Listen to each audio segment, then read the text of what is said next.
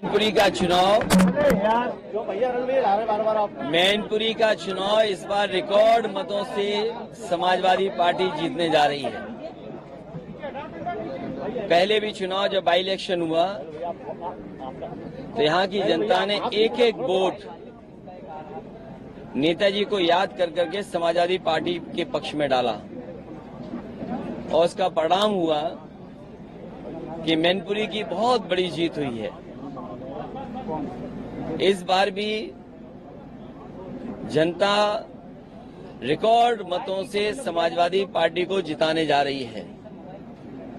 दूसरे दल जो सामने हैं उनके पास दिखाने और बताने को कोई काम नहीं है। सुनने में आ रहा है कि पूरे देश की होर्डिंगों से जो जो लोकसभा के उनके प्रत्याशी हैं उनकी तस्वीर हटा दी गई है। लोकसभा के प्रत्याशी हैं उनकी बड़ी बड़ी होर्डिंग पर तस्वीर गायब है।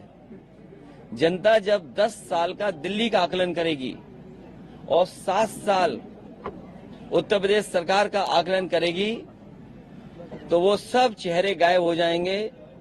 उत्तर प्रदेश से भारतीय जनता पार्टी का और देश की राजनीति से भारतीय जनता पार्टी का सफाया होने जा रहा है। महंगाई चरम सीमा पर इन्होंने पहुंचा दी। महंगाई इसलिए भी है कि कुछ लोगों को ये मुनाफा ज्यादा कमाने दे रहे हैं। मुनाफा कमाने से और जिस तरीके से भ्रष्टाचार हुआ है इलेक्टोरल बॉन्ड में, क्या कोई सोच सकता है कि इलेक्टोरल बॉन्ड के बहाने ईडी, सीबीआई, इनकम टैक्स को आगे कर करके चंदा वसूला गया हो?